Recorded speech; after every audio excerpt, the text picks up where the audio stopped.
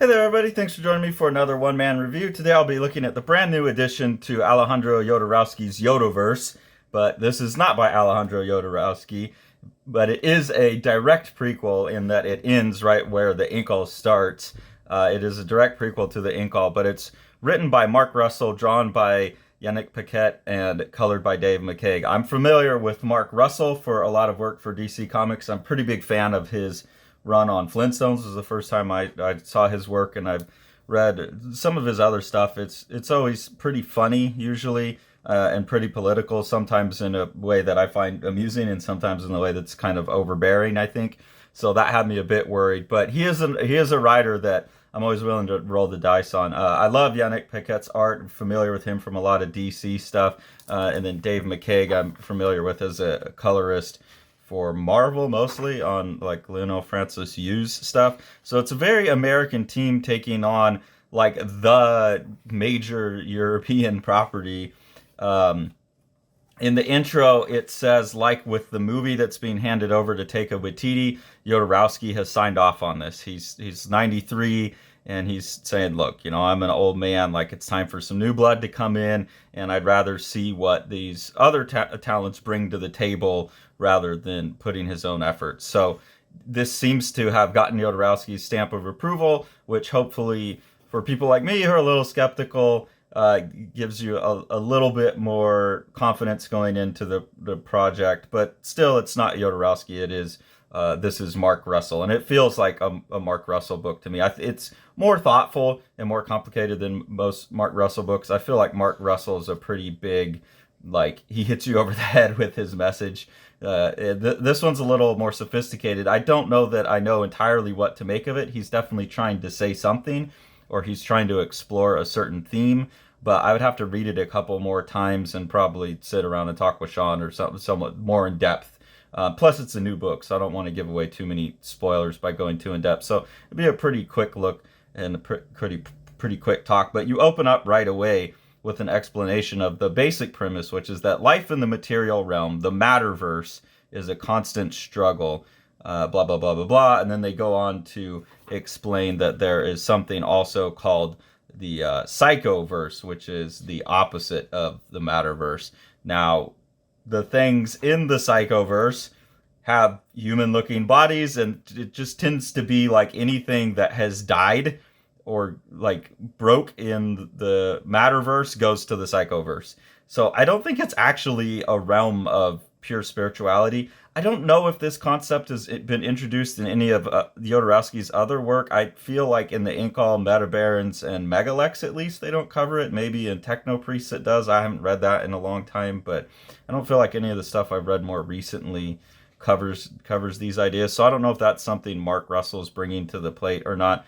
But it seems a bit goofy. It's a pretty standard comic book thing that you have these interdimensional beings, and then they always have to show up as humans because you got to draw something. And I feel that that's a bit lazy, honestly, from the artist standpoint, but also from the writer's standpoint. It's like you got to figure out, you have a world of pure spirit. How is that going to interact? In this, it just seems like it's an alternate universe, and if something dies in this universe, it goes to that one, and if something dies in this one, it comes to ours, or it comes to the Incal universe, and it just seems to have that kind of relationship. So I don't know that there's necessarily a spirit component, but they are setting up something to do with the idea of Gnostic escapism. I can't tell if Russell is pumping for Gnostic escapism, that it would be preferable to get into the Psychoverse, or that the Matterverse is preferable, that we shouldn't want to go to the Psychoverse. Like, they're definitely presented as the bad guys. So maybe he's attacking Gnostic escapism. I don't know. Or maybe there's something else going on in here that I'm just not sure what it is. Maybe there's some kind of message about neither's preferable. You got to have both. I know that kind of bothness of things is a big part of the Incal with the sacred androgyne. But I don't know. I never quite knew what Jodorowsky was up to with his like philosophical worldview. I don't think that ever fully landed for me throughout all of his work. I like them, but I don't know. I know he's got some mystical worldview, and I don't know exactly what it is still. So I don't know how Mark Russell is responding to that either. That would take me rereading everything all the way through and really sitting down to sort it out. But that is kind of the story. There's these two universes, Psychoverse and Matterverse, and the members of the Psychoverse are trying to get the Incal because it's important to them for some reason. It will keep their universe from dying. And so they're making incursions into the Matterverse, and that's causing problems. The Meta Baron gets wrapped up in it, a lot of familiar characters. In terms of the art, I love Yannick Paquette's art. Always have. Really, really like what he did. A lot of projects with Grant Morrison that he's done that are really great. The Wonder Woman stuff, some of the stuff he did on Seven Soldiers, some of the stuff he did on Batman. He did some stuff on Swamp Thing. I've always liked his art, and I really like the art in here.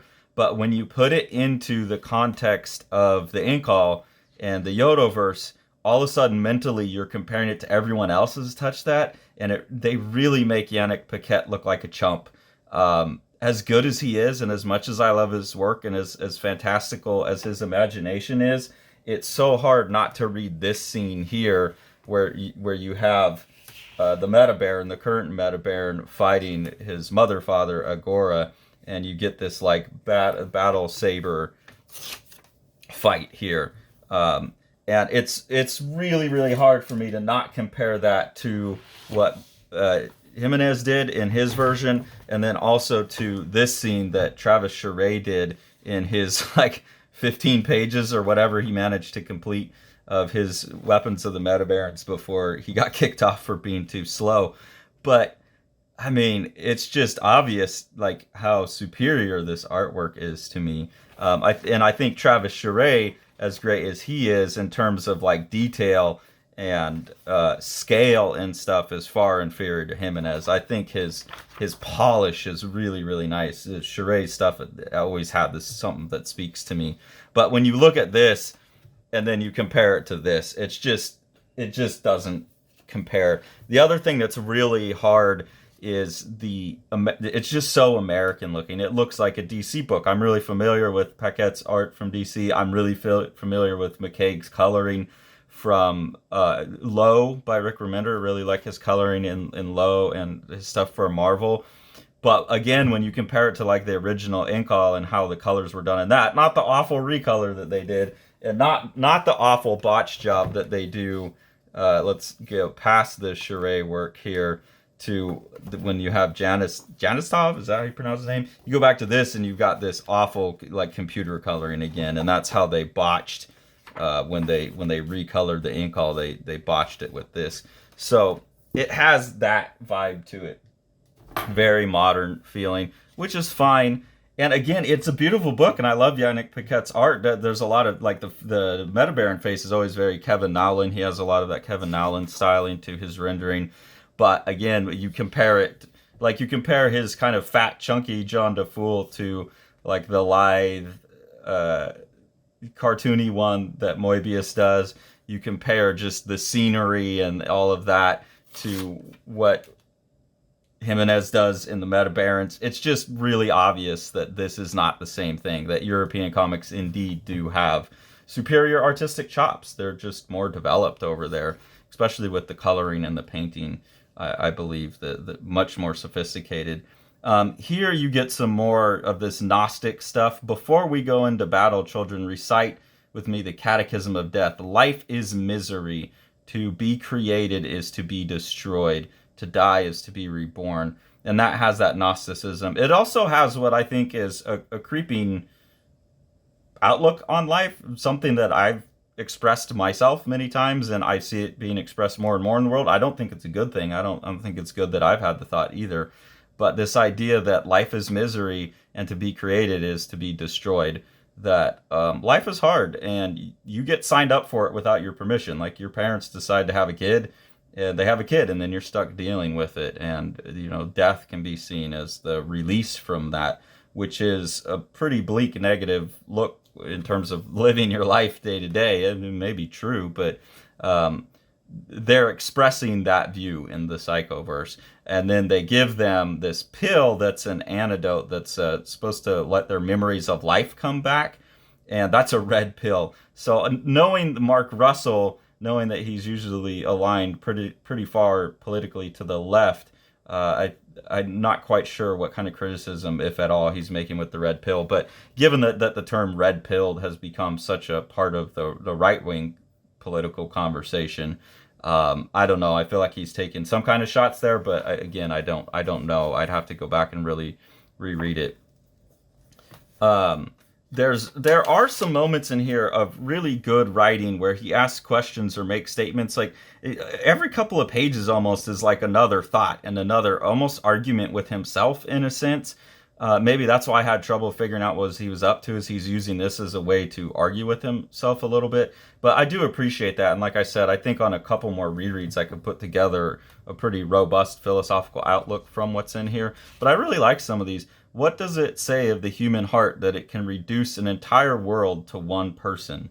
And, they're talking about love a bit, but they're also talking about here we've had a world that's literally made out of multiple people. So this idea of individuals ceding their identity to the mass, that I think that's in here as well. So that statement, it seems like a really rich question, and that's something I'd love to sit around and talk to somebody about. What does it mean about the human heart that we can reduce the entire world to one person? So there seems to be like these almost Zen-like cone type of statements like that in this book as well that you can just ponder, that I don't know that there's an answer to.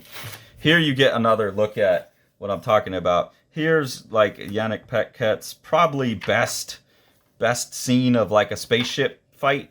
It's got some spaceships fighting, and again, you just go back and compare this to like when Jimenez does spaceships and the amount of scale and energy and explosion and power that go into like a Jimenez spaceship scene, and then you compare that to what's going on here, and this just looks so woefully thin.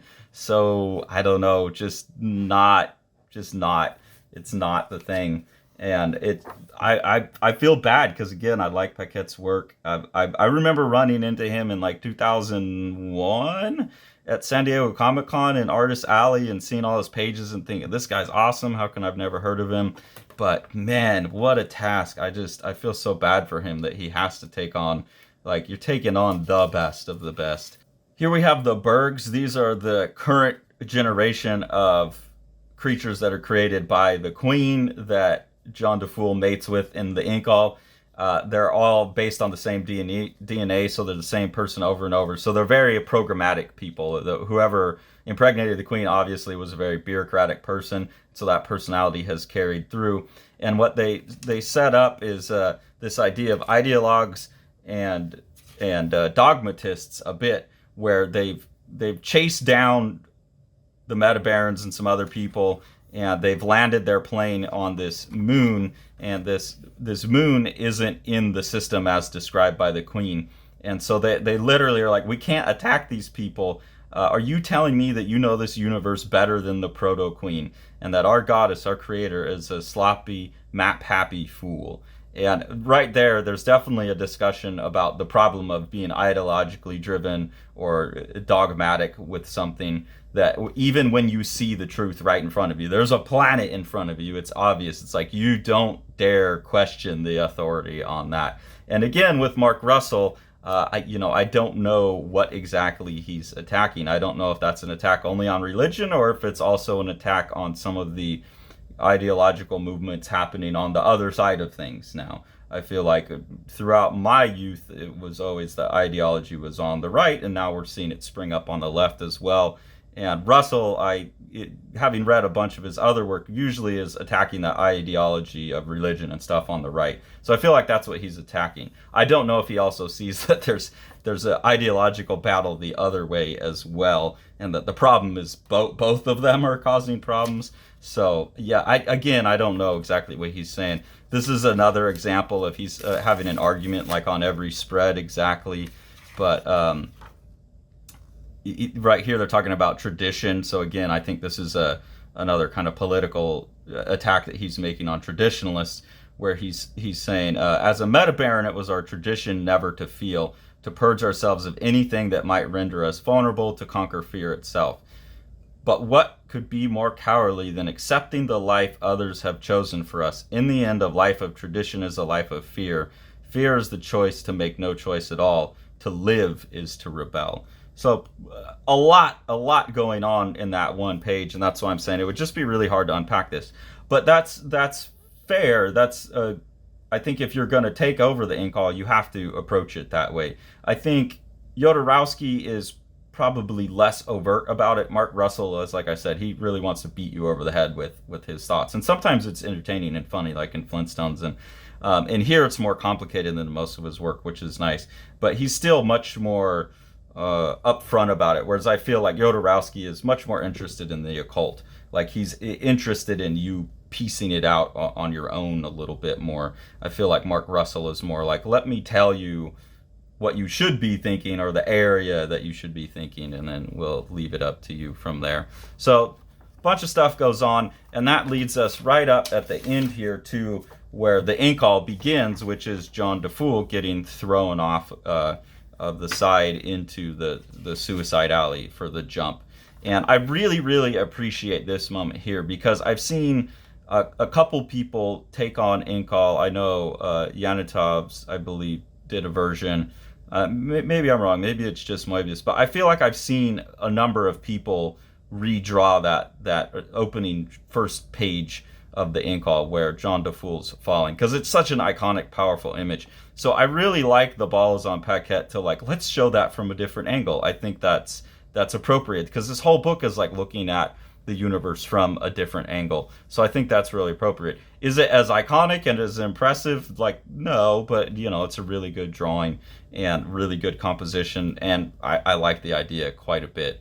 I also wonder, like, I would have to get it out. If I compare this to the original Incal page, is it all of the appropriate buildings, but then he's managed to reconstruct it from a different angle, or is he just making up new buildings and kind of just like, I'm not going to be that accurate? I suspect that it's not super accurate, but it would be an interesting challenge to try and reimagine that scene from down here accurately. So that's pretty much the end of the book, as it ends up where the Incal starts. It definitely has its own conclusion and its own like philosophical conclusion as well. Never fear the darkness. And then you get mapping out the Incal universe, which is cool, because I wasn't sure that I'd had everything in the Yodoverse, and also not sure what order to read them in. And this looks like it gives a pretty good timeline. I mean, I know you could read stuff out of order, like the Meta Barons could technically be read before the Incal, but this kind of shows a timeline of it all, and it shows what's coming up too, and showing me a couple of the things that I think maybe I haven't read, like the Simac. I don't think I've read. I'm not sure about Techno Priests. I think I've read that one a long time ago, and then they're showing a couple more that are coming up, as well as these new Meta Barons second cycle by Jerry Frison and Valentin Schur, which I've seen but I haven't read yet, so I'm pretty excited to get my hands on those. And then there's two more of these Incal editions coming that they're advertising here for Dying Star, which is written by Dan Waters and drawn by John Davis Hunt. I don't know Waters' work. I do know John Davis Hunt from his Wildcats run with Warren Ellis. I get why they chose him, but again, the coloring looks very modern on that, so I'm worried about that. And then Brandon Thomas and Pete Woods, neither of whom I know. So I'm a bit skeptical about those, but I did really enjoy this one, and I think this is an appropriate addition to the Yodoverse. Like, if you're skeptical about that, I do think this is an appropriate addition. The downside is you're just, like I've said a couple times, it's hard not to mentally compare the art. And that's unfair to Paquette, because he is a stunningly good artist on his own. It's just you're going up against like the two best that ever did it. You got Travis Charest and Jose Ladron and all of these other amazing artists that have come before you, and that's a hell of a task to pick up. So, and same for Mark Russell. I mean, you're taking over for Jodorowsky, legendary. So I think they did a pretty good job. I enjoyed it. The fact that I feel like I need to read it 2 more times, that's good. That's to its benefit. I think that's a powerful piece of work is something that I'll need to delve into more. I get a feeling that in the end I would have a lot of philosophical disagreements with the book, but that's okay as well, as long as it's making me think. And it's asking me some of those questions, like the question about the human heart. So it's a cool book. I would recommend it. If you enjoy what we're doing here on the channel, there's a couple ways to support us. One is through our Patreon. That helps give us some extra money to buy the books that we're reviewing, so we really appreciate that. We're thinking about putting some more features up there, so keep an eye out for what's coming there. And then the best way to support what's going on is to support the books that Sean has coming out through Living the Line. So we'll go ahead and take a look at some of those that you can buy now. Centralia is an awesome, gorgeous comic by rising Dutch star Miel van de Peet. This is his first work. It's a really great sci-fi story. There's a world in the future where the sun has gotten so hot that people can't be on the ground, so they have to run around. There's a lot of conceits that go with that. You know, what is the world that looks like? And I think you can see by the art that Sean's description of this book as like a Moebius for young adults, a YA Moebius, is a really great description of this really gorgeous and like wild, wacky, fun book. The Abolition of Man issue 2 kicks off a 2-part storyline called Hodtech. This is a science fiction satire written by myself and Sean. I wrote issue 2, he wrote issue 3. It's taking a look at a world in which AIs are doing all the jobs and we humans just have jobs just to stay busy. We're all on universal basic income. This is still all illustrated by the Midjourney AI. We were just prompting it to work in a pen and ink style, and going in afterwards and kind of playing with color and stuff like that. But still a fully AI illustrated comic book that is a satire about AI. Thanks for following along. Take it away, Jack. You want to see all these books? Smash that subscribe button and the like button and the bell, and then you get them.